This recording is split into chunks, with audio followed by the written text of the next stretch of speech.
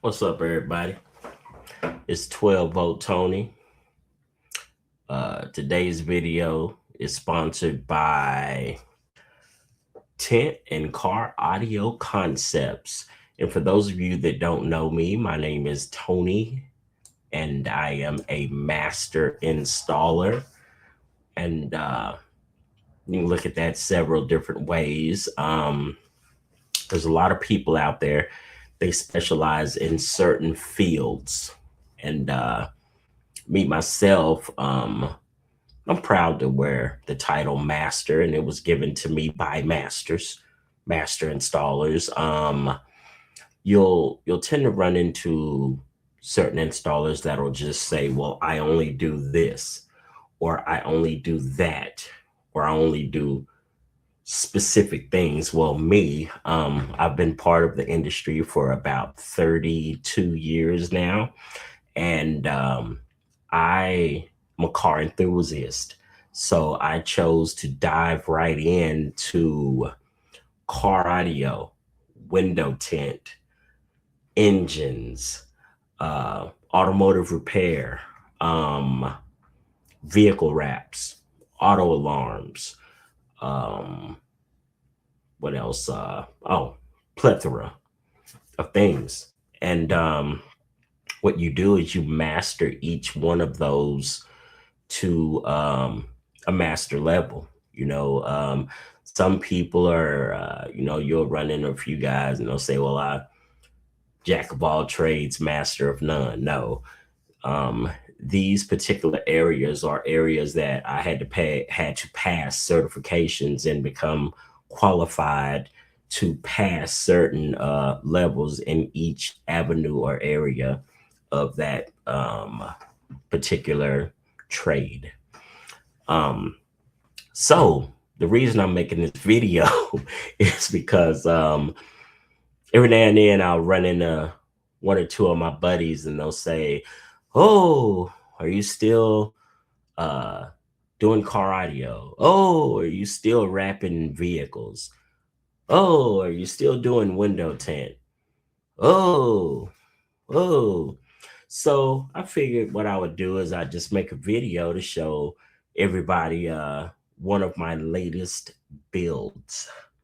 Now, you, as an installer, you have what's called an install and you have what's called a build. To each one, you take pride in each one and you do each to the best of your ability, and you make sure that you do an outstanding job, based upon industry standards and what's required of the install. So an install could just be one particular item: radio, amplifier, lights, mobile entertainment. A build is when the customer tends to drop off just a rolling chassis or an engine and a frame. And then the customer says, hey, look, it's a lot of work. I don't have time to do the necessary research. Just go ahead, build it for me. And with no further ado, what I'll do is I'll walk you through my latest build. This is one I completed about 2 weeks ago. What I like to do is start you off with this little doodad. This is a bezel, and this piece right here was made by Metra. It is what is the model number on this one? I don't see the model number on it, but make a long story short, the vehicle that we took in, the dashboard was completely destroyed. I mean, the top of it was broken, the bezel was broken. So the first thing that we had to do is we had to replace the entire dashboard and replace it with an aftermarket bezel. And sometimes when you do this, they can have a few gaps in them and stuff like that, because nothing's going to fit like factory. But in this case, this one fit together pretty nice. And end result was pretty amazing. So next, I'd like to bring in, this is the actual vehicle. This is a 2003 Dodge Ram. It is a 3500, and it is an amazing truck. I don't know if you can tell by looking, this is the aftermarket dash. I had to install that dashboard. I mean, it was completely cracked and broken. I mean, you could see into the air conditioned vents. Right here, if you notice, the airbag is a little bit different color than the actual dash itself. So I had to go in there and I had to install that dash. I don't know if you can also notice, but there are no windows. There's no glass in the truck at all. So this is what qualifies this vehicle as a build. I mean, it did have the engine. It had the engine in there. And when we got it, shout out to 60 Steve, buddy of mine, and I'll put a link to his shop. He did an amazing paint job. The paint on this vehicle is actually when I got it, the paint was 1 or 2 days old. Amazing paint job. He always does amazing work. And let's see here. Okay, which brings us to this little guy right here. This little guy. Whoa, wait a minute. I think I clicked him off there. Let me go back here. It's going to bring us to this little guy right here. There we go. This little guy right here, this is a Kenwood high resolution, high definition amplifier. When it comes to music in general, some people want SPL, other people want sound cue. So you would want to do a high res or high resolution amplifier if you're into quality of music. You know, a lot of musicians, and speaking of quality, I like to say that I'm in a shop where the guys are doing LS swaps. So they're installing engines right next door to me. And I cheer those guys on. You know, they'll get to a point where they'll get that engine dropped in there, and man, they want to hear them cylinders. So so throughout my videos, you're gonna always hear cars burning rubber. You're gonna hear guys revving engines. That's just something that's gonna always be in my videos because in the area that I am, there's a lot of talented and gifted people over here that work on vehicles. So anyway, going back to high resolution, what a high resolution amplifier does is it enhances the feel as well as the sound of live instruments. So when you get people that play the piano or they play guitars or they play live instruments, what they're listening for the actual feel of the note. They're listening for the feel or the breath being blown through an air instrument. And they want to be able to actually hear the wind or basically feel the amount of pressure. And that's what high resolution car audio does. When it comes to SPL, SPL is the tuning of your bass. So right here, what you'll notice right here is that this is my high resolution amplifier. It's a little bit dusty. All that is dust. I wipe it off. But I paired up the Kenwood XR 401.4 with the XR 60-1. And the 60-1, that's my monoblock amplifier. And if you look at it, what you're actually looking at is that this particular customer right here, he wanted both amplifiers mounted, but he didn't want screws showing through the back of the pickup truck because it was a brand new paint job. So that would be insane to drill screws through the back of the truck. So what I did is I made a nice little amp stand, kind of an amp rack, amp stand. And to give you a better idea of what that really looks like, it actually looks like this in the truck.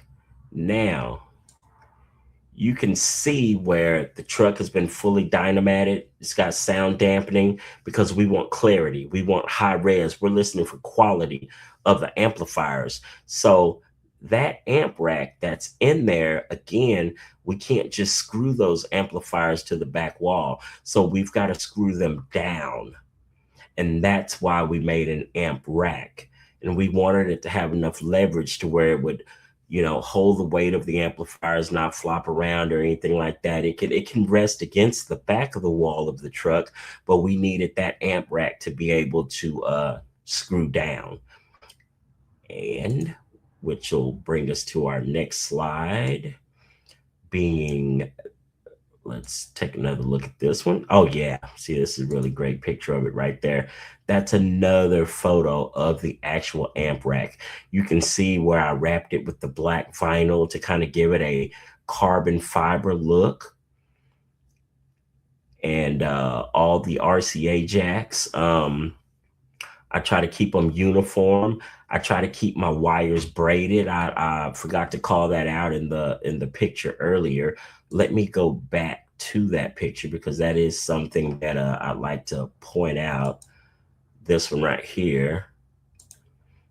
If you'll notice, I like to braid the ends of the wires and also put metal clamps on them so that when I stick them into the amplifier, those metal clips will be in there, and it gives your screws something to bite down onto so that they'll stay inside of the amplifier, so you don't have to worry about shorts or wires coming out.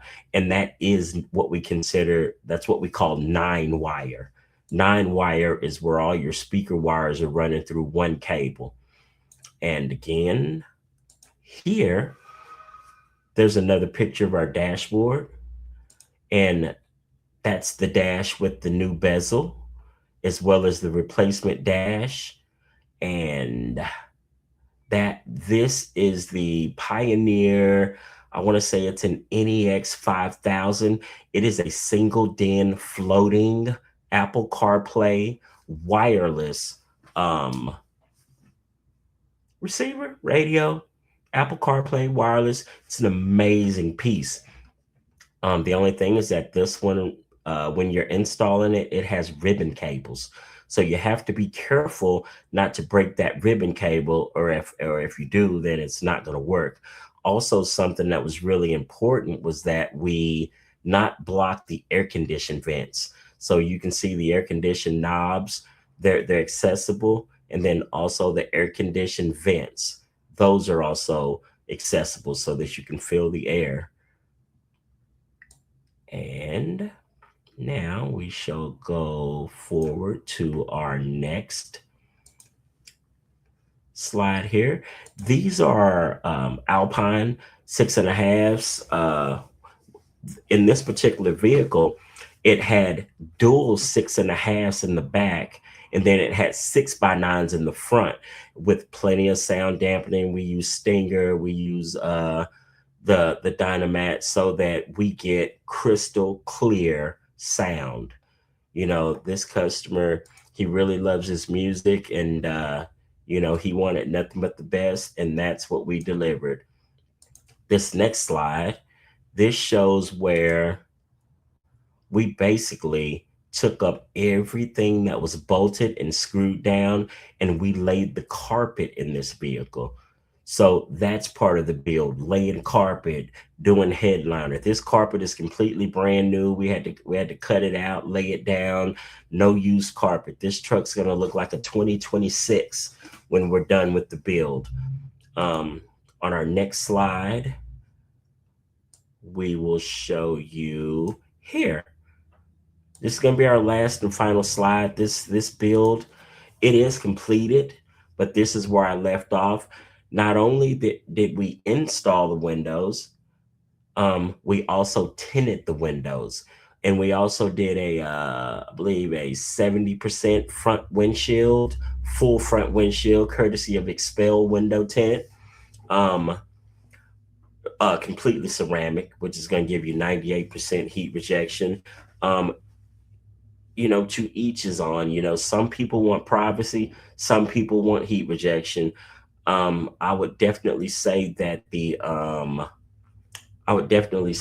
ceramic window tint is a better way to go.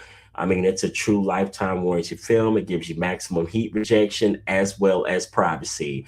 And that's going to wrap it up for our build for today. And stay tuned. We've got plenty other builds to go. Thank you again. And I'm out.